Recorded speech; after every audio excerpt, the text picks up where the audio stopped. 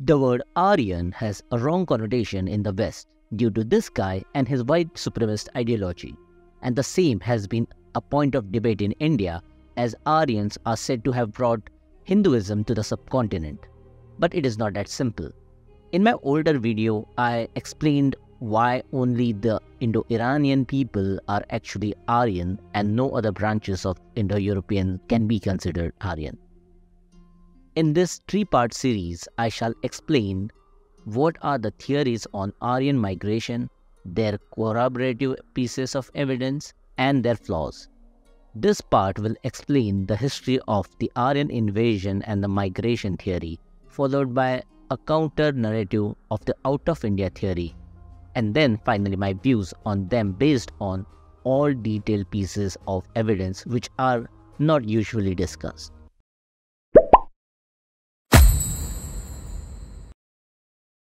So the study begins when Europeans began sailing and colonizing the world.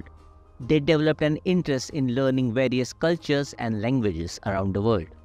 This developed the fields of linguistics, anthropology, and archaeology. They learned that Persian, Punjabi, Hindi, Marathi, Bengali, Nepali, and Sanskrit are very similar to European languages. Words travel through cultural exchange, but this connection is even deeper. Their grammar, vocabulary, and phonetics also stemmed from the same origin. Ancient religions of these nations also had similarities. This is how the idea of common Indo-European ancestor came into being. Initially, they thought that the original homeland of the Indo-Europeans was India, and they migrated outwards because Sanskrit was the most refined language they knew. But later, when they discovered other archaeological sites and deciphered Mycenaean Greek inscriptions and ancient Anatolian languages, they understood that the origin must be somewhere outside. This was also the time when most of Europe had colonized the world, and a feeling of white supremacy was setting in. Giving this research a Eurocentric approach, it was theorized that the ancestors of Indo-Europeans were white people who civilized the world in ancient times.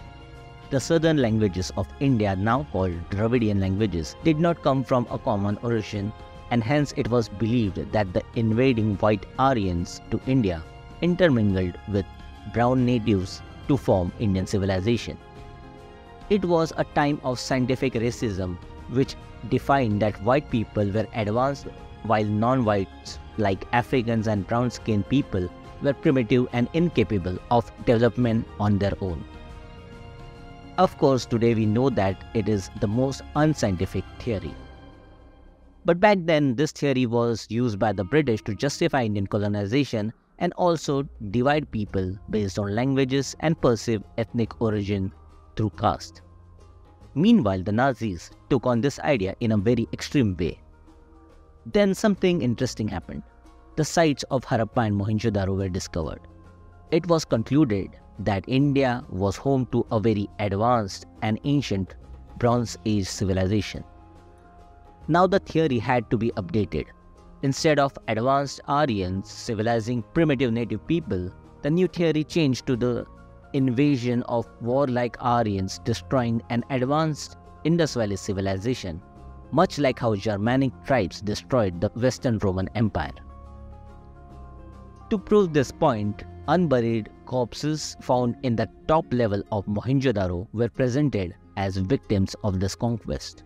Today we know that the deaths were not a result of mass slaughter. Quotes from the Vedic sources were interpreted to prove an invasion, but these were misinterpretations and there is no direct link to prove a memory of invasion.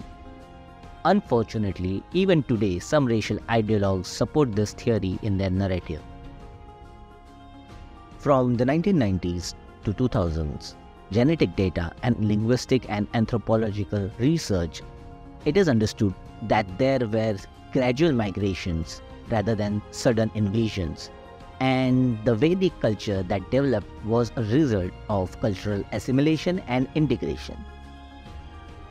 We see a cultural continuity between Indus Valley civilization and later Hinduism, whether it is the ritual bathing, the importance of rivers, the usage of bangles, the idea of yoga, sacred fire pit, amongst others. But these very points are used by some who want to prove that Aryan invasion or migration never happened.